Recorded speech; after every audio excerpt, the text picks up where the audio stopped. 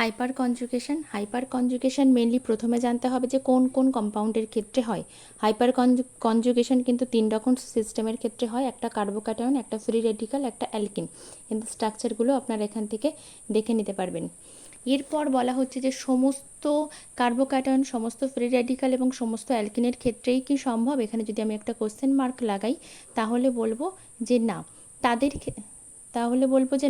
তাদের ক্ষেত্রেই পসিবল যাদেরকে কি বলা হচ্ছে for hyper conjugation they should have at least 1 alpha hydrogen attach to sp3 carbon.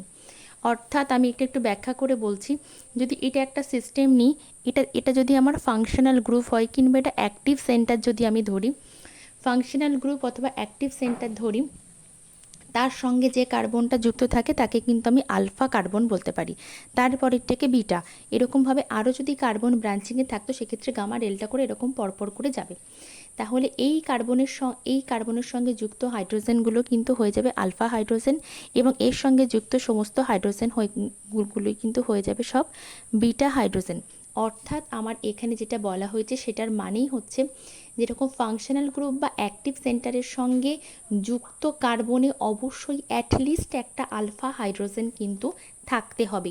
ওকে, তাহলে এখানে আমরা বেশ কিছু সিস্টেমকে নিয়েছি এবং বলা হয়েছে হাইপার কনজুগেশন পসিবল ফর কাদের ক্ষেত্রে পসিবল।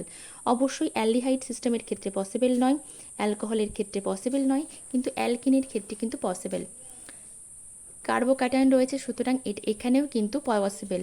কার্বন আয়নের ক্ষেত্রেও কিন্তু পসিবল স্ট্রাকচার, এবং এখানে ফ্রি র্যাডিক্যাল রয়েছে সুতরাং এর ক্ষেত্রেও কিন্তু পসিবল স্ট্রাকচার।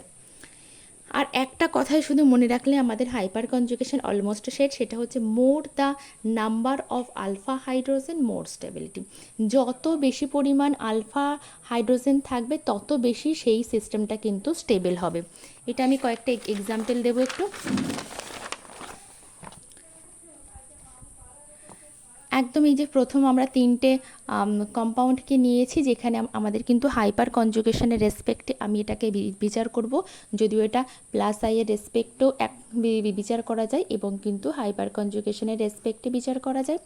হাইপার কনজুগেশন দিয়ে যদি আমি বলি, এখানে প্লাস আছে মানে এর সঙ্গে এটা হচ্ছে আমার অ্যাক্টিভ সেন্টার, প্লাস আছে মানে এটা হচ্ছে ফাংশনাল গ্রুপ অথবা অ্যাক্টিভ সেন্টার, তাহলে এর সঙ্গে যুক্ত এটা হচ্ছে আলফা কার্বন, তাহলে এর সঙ্গে যুক্ত এটা আলফা কার্বন, এর সঙ্গে যুক্ত এটা আলফা কার্বন, এটা আলফা কার্বন, এটা আলফা কার্বন এবং এটা আলফা কার্বন। তাহলে এর ক্ষেত্রে এই কার্বনে 3টে হাইড্রোজেন মানে এখানে রয়েছে 3টে আলফা হাইড্রোজেন, এর ক্ষেত্রে রয়েছে 6টা আলফা হাইড্রোজেন, আর এর ক্ষেত্রে রয়েছে 9টা আলফা হাইড্রোজেন। একটু আগেই কিন্তু আমি দেখলাম যে যার ক্ষেত্রে যত বেশি আলফা হাইড্রোজেন হবে সে তত বেশি স্টেবল, কারণ সেটা হাইপার কনজুগেশনের রেসপেক্টে তত বেশি কিন্তু স্টেবল। ওকে, তাহলে এই 3টের ভিতরে সব থেকে স্টেবল এটা, তারপর এটা, তারপর এটা। আমরা দ্বিতীয় প্রশ্নে চলে যাব। অবশ্যই এটা যাবে কারণ এখানে ডবল বন্ড রয়েছে, অ্যালকিন স্ট্রাকচার। এটা যদি আমার অ্যাক্টিভ সেন্টার হয় তাহলে এটা আলফা কার্বন এবং এটাও আলফা কার্বন, তাহলে এখানে 6টা আলফা হাইড্রোজেন রয়েছে।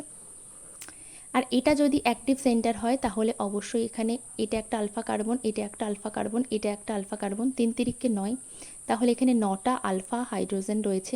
সুতরাং বোঝাই যাচ্ছে এটা কিন্তু অনেক বেশি স্টেবল হবে এটার থেকে। দ্যাটস ইট, এটাই হচ্ছে হাইপার কনজুগেশনের A to Z। এটুকু জানলেই কিন্তু যে কোনো রকমের বড় পরীক্ষাতেও কিন্তু কাজ চালিয়ে নেওয়া যেতে পারে।